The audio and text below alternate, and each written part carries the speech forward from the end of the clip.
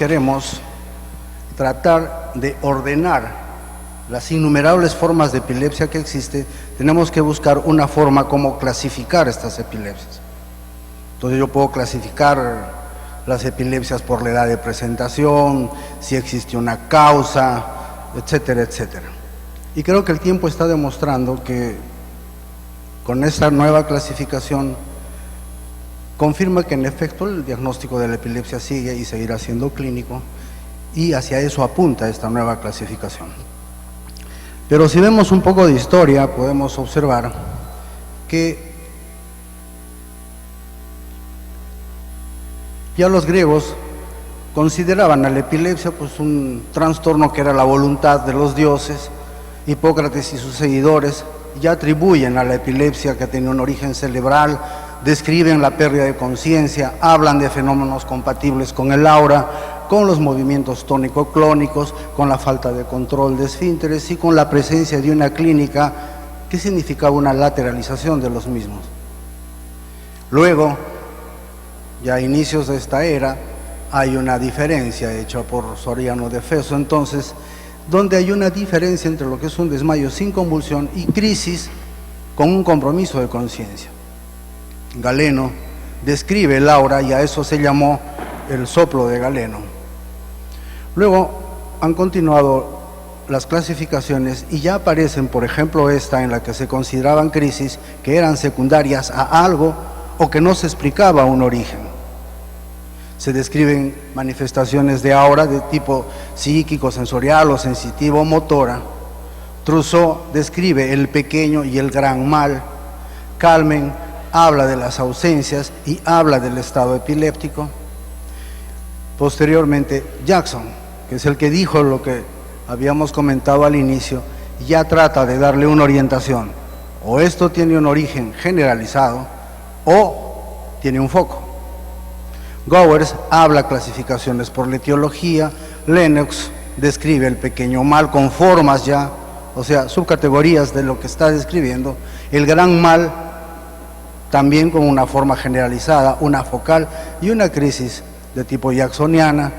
El lóbulo temporal con sus subcategorías. Luego tenemos que Gastot habla de crisis parciales, generalizadas, y ya habla de parciales que generalizan. Y nace la primera clasificación de ILAE, en el año 1981, en la que habla de crisis que son parciales, las generalizadas y las que no podemos clasificar.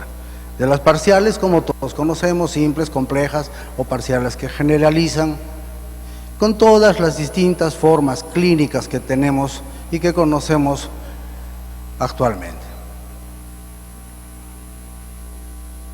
Entonces, en la reunión de ILAE de Buenos Aires se establece que no solamente debe haber una tendencia a ver la crisis como crisis, sino establecer unos aspectos que vayan más allá, y se habla y se describen 5 tipos de ejes. El primero estaría relacionado con lo que es la descripción semiológica y el eje 2 con el tipo de crisis. Esto llevaría a entender, digamos, la primera clasificación, pero se sigue más allá y se va buscando ya una clasificación que, basado en esto, nos lleve a entender como patología ya lo que vendría a ser todo un síndrome epiléptico, para luego pasar a la etiología y después enfrentar el problema de la epilepsia o desde un punto de enfoque de tipo psicosocial. Entonces, nace esta clasificación ya por síndromes epilépticos. Y acá tenemos síndromes generalizados, focales, los indeterminados y los síndromes especiales. Dentro de los síndromes generalizados ya tenemos los que no tienen causa, los que son secundarios y un grupo que se llamaba criptogenéticos, cuya clínica obedecía, digamos, a un foco, pero que los exámenes auxiliares no podían determinar qué lesión sería la originaria de esta crisis. Estas crisis, que inicialmente se llamaron criptogénicas, en muchas otras clasificaciones pasaron a llamarse como probablemente sintomáticas, porque si tratamos de clasificar una antes de la tomografía o antes de la resonancia o antes de una resonancia 3 teslas, el avance de estos exámenes auxiliares hacían que estas criptogénicas pasaran a ser sintomáticas. Entonces estas cambian de nombre y pasan a ser probablemente sintomáticas. Estos síndromes generalizados entonces están descritos ahí, y este es tal vez uno de los primeros aspectos que, por lo menos en la práctica de docencia, resulta un poco confuso para el alumno. Y si el alumno no tiene una formación en la parte neurológica, en su parte clínica y en la apreciación como médico general, no va a entender, no va a comprender y no va a poder llegar al uso de esta clasificación, porque resulta más para el neurólogo.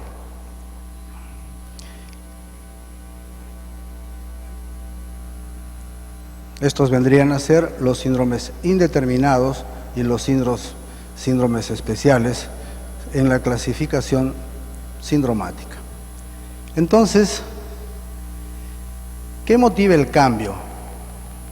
Primero, Fisher y los colaboradores, que son los que han trabajado en esta nueva propuesta de clasificación del año 2017, intentan primero basarse en que debe existir una forma de comunicar de manera adecuada, digamos, sencilla, entendible, en lo que significa la clasificación, principalmente a los médicos, a la familia y a todos los que están alrededor del paciente que padece de epilepsia. Segundo, está orientada a tener una terapia adecuada, sobre todo para uniformizar, universalizar los criterios para el uso de medicamentos, para acceso a todo lo que los seguros van a poderle aceptar como parte del tratamiento, sobre todo incluso de medicación o de equipos que se puedan usar para los casos. Estaría orientada esta clasificación a hacer un nexo entre la parte clínica y los síndromes y la etiología específica de cada cuadro. Y un pilar fundamental de esta clasificación es que parte de lo que es la crisis epiléptica. Esta crisis debe tener una descripción adecuada y también tiene que ser entendible. Otra de las razones es que en la práctica tenemos que algunas crisis pueden tener inicio focal o pueden tener un inicio generalizado. La falta de conocimientos del inicio de la crisis hacía difícil su clasificación. Ahora, la descripción retrospectiva no especifica el nivel de conciencia o sus alteraciones. Había bastantes términos con baja aceptación de la parte médica y de la comunidad,